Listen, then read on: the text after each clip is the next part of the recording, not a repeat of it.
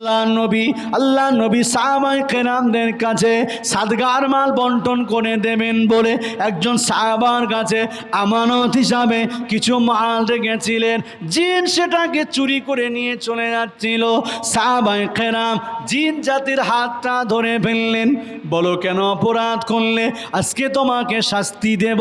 আল্লাহ নবী সাহাবাকে ওই জিন একটা তদবির শিখিয়েছিলেন, একটা আমল শিখিয়েছিলেন, একটা তাবিজ শিখিয়েছিলেন। ও আল্লাহ পাকের বান্দা, আমাকে ছেড়ে দাও, তবে তোমাকে আমি একটা আমল বলে দিতে পারি যে আমলের কারণে তুমি বহুত উপকারী হতে পারবে। কি আমল? সে আমলটা আমাকে বলে যাও, তা না হলে তোমাকে শাস্তি দেব এবং ছাড়বো না।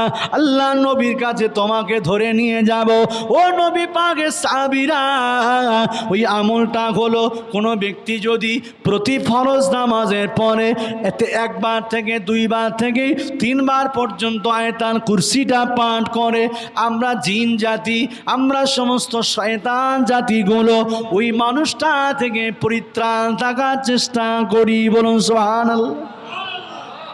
পৃথিবীর মধ্যে যত ক্ষতি সৃষ্টি হচ্ছে, যত ক্ষতি সাধন হচ্ছে, তার মধ্যে আর একটা কারণ হচ্ছে জিন জাতি। জিনদের কারণে বহু ক্ষতি খাসরাত হচ্ছে। আল্লাহ রাব্বুল আলামিন তাদের মধ্যে বড় বড় দানবকে আল্লাহ তৈরি করে রেখেছে, আমরা হয়তো জানি না। সাগরের মধ্যে বড় বড় দানব আছে, পৃথিবীতে যদি আসে একটা মানুষ টিকবে না, একটা মানুষ টিকবে না। মুহূর্তের মধ্যে তারা কতল করে ফেলবে, শেষ করে ফেলবে। ওদের শক্তিগুলো আলাদা, ওরা বড় বড় দানব। আল্লাহ ওদের সৃষ্টি কেন করলো? আমাদের ব্রেন বলছে আল্লাহ ওদের সৃষ্টি করেছে। আমাদের শিক্ষাগত যোগ্যতা বলছে আল্লাহ ওদের সৃষ্টি করেছেন। আমাদের মন মানসিকতায় শুধু এই কথাটা ঢোকানোর জন্য, বান্দা আমি আল্লাহ চাইলে আমার সৃষ্টি দিয়ে তোদের শেষ করে দিতে পারি। কথা বুঝতে পারেননি? তারাও তো আমার ইবাদত করনেওয়ালা বান্দা, তারাও তো আমার বান্দাদের দলভুক্ত। তবে তোমরা ইনসান আর তারা জিন, ফেরেশতারা বড় বড় ডান্ডা নিয়ে ওই সমস্ত সাগরের পাড়ে দাঁড়িয়ে আছে। কেন? যদি ওই দানবগুলো উঠে আসে তাদেরকে মারবে। তাহলে আল্লাহ দানবকে কেন সৃষ্টি করলো? ভাবার দরকার আছে না নেই? যদি এখানে নাই আসতে পারবে, আল্লাহ সৃষ্টি কেন করলো? আল্লাহ আমাদের বোঝাতে চাইছে, বান্দা আমি আল্লাহ তোদেরকে ভালোবাসি, তাই তাদেরকে পৃথিবীতে আমি নিয়ে আসি না। সাগরের তলায় তারা আছে এবং যখন চেষ্টা করে একটু ওঠার, ফেরেশতা ডান্ডা মেরে মাথায় ঠান্ডা করে দেয়, আবার তারা ওই সাগরের তলায় চলে যায়, আসতে পারে না। কিয়ামত যতদিন সংগঠিত না হচ্ছে, ওই ফেরেশতারা তাদের দায়িত্ব, তারা ডান্ডা নিয়ে ওই সাগরের পাড়ে প্রদক্ষিণ করবে, যাতে তারা না উঠে এসে মানুষকে ক্ষতি করতে পারে। সুবহানাল্লাহ বলবেন না? মানে এত বড় একটা তদবির দিয়েও আপনারা খুশি হননি নাকি? আর ওটা ঝেড়ে দেন সুবহানাল্লাহ। একটু আস্তে করে তকবির দেন তো, না রে তাকবীর। ও সর্বনাশ, খুব জোর হয়েছে তো। তাহলে জোরে বললে কি আসতে হবে নাকি?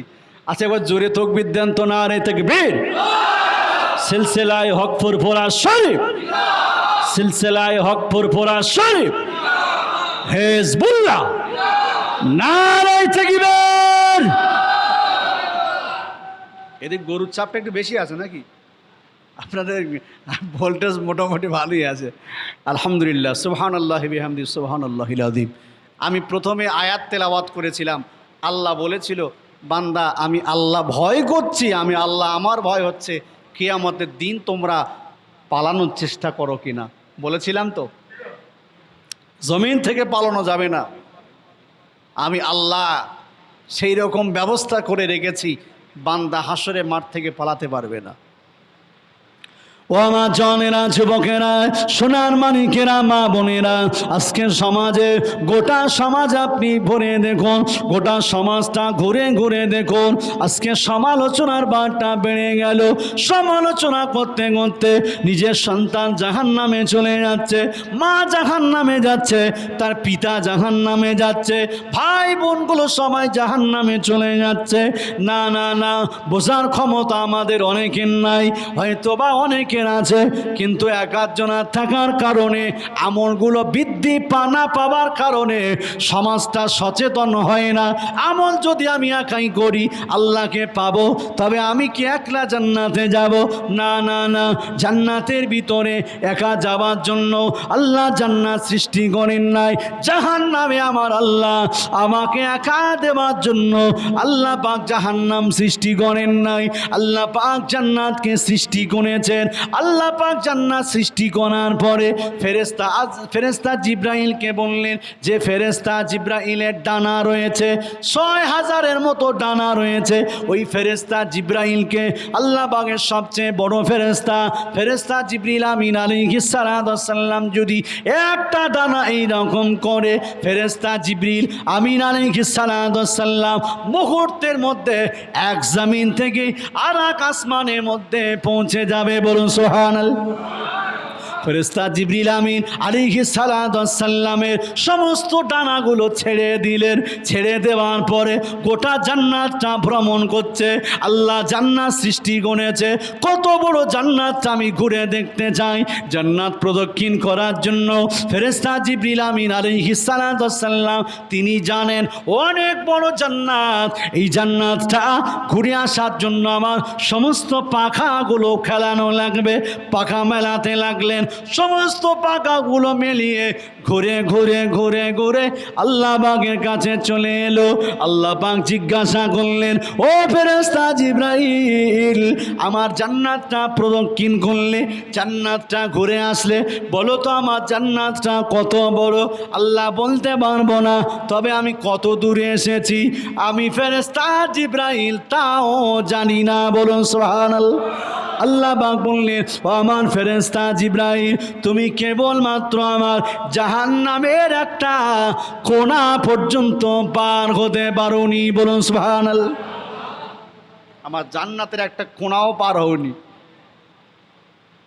যে ফেরেশতা একটা ডানা এইরকম করলে এক জায়গা থেকে আর এক জায়গায় চলে যায়, সে সমস্ত ডানাগুলো মেলে দেওয়ার পরেও আল্লাহর জান্নাত শেষ করতে পারেনি। জান্নাত কাদের জন্য করেছে আল্লাহ? মুমিনদের জন্য। তো কে একটা বলেছে আমাদের জন্য। মামুর বাড়ি, আমি মামুর বাড়ি যাচ্ছি, জান্নাত তৈরি করা আছে, মরলে বুঝতে পারবো জান্নাতটা কেমন। বুঝতে পারেননি? জান্নাত আমাদের হবে কি করে? আমাদের ঈমান নেই, আমাদের আকীদা নেই। হয়তো আপনাদের মনে মনে হচ্ছে হুজুর আমাদের ঈমান নেই, তাই এই যে মসজিদ খাড়া করলাম, এত কিছু করছি, কি হবে? ঈমান নেই। আপনি বলুন ঈমান আনতে গেলে ঈমানের শাখা কটা? ঈমান আনতে গেলে ঈমানে কলেমা কটা? ঈমান আনতে গেলে ঈমানে কলেমার প্রতি আত্মবিশ্বাস রাখতে গেলে তার মানে মতলব জানা লাগবে কতটা। এখানে যতগুলা মানুষ বসে আছেন আপনারা জানেন কি না জানি না, কলেমায় রদ্দি কুফার বলে একটা কলেমা আছে। ওই কলেমাটা যদি কোনো ব্যক্তি জেনা করে, কুফরি করে, কোনো ব্যক্তি যদি শিরকি করে, বেদাতি করে, বেঈমানিমূলক কোনো কাজ করে, ওই ব্যক্তিটাকে, কোনো ব্যক্তি যদি হারাম কাজ করে, জেনা করে, ওই ব্যক্তিটাকে কলেমায়ে রদ্দে কুফারটা পাঠ করতে হবে। যত কলেমা আছে, যত কলেমা পড়ুক না কেন, তবু কলেমা রদ্দে কুফারটা তাকে পড়তে হবে।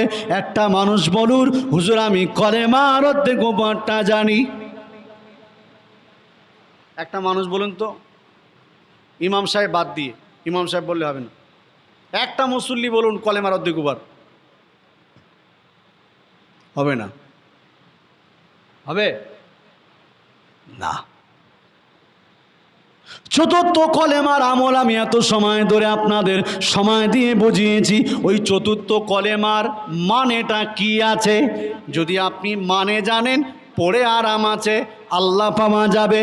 সূরা ফাতিহা নামাজে পড়া হয় আলহামদুলিল্লাহি রাব্বিল আলামিন, সমস্ত প্রশংসার মালিককে। আরো জোরে বলুন, আরো জোরে বলুন। একমাত্র আল্লাহ। যখন আপনি সূরা ফাতিহাটা তেলাওয়াত করবেন আর মনে মনে করবেন, সূরা ফাতিহাটা মুখ দিয়ে বলবেন আলহামদুলিল্লাহি রাব্বিল আলামিন, মনে মনে আপনার হবে সমস্ত প্রশংসার মালিক আল্লাহ। আপনার নামাজের মধ্যে মন থাকবে, নামাজ ব্যতীত মন অন্য কোথাও যাবে না, শয়তান আপনার মনটাকে দখল করতে পারবে না। বলুন সুবহানাল্লাহ। আল্লাহ সুযোগ দিলে অন্য কোনো দিন আলোচনা করব। হুজুর আসছে, বসিয়ে রাখবো না, ছোট্ট করে একটু নবী পাকের সামনে বিদায়বেলা সালাম পাঠাবো। আপনারা মহব্বতে দাঁড়িয়ে উঠুন, ইয়া নবী সালাম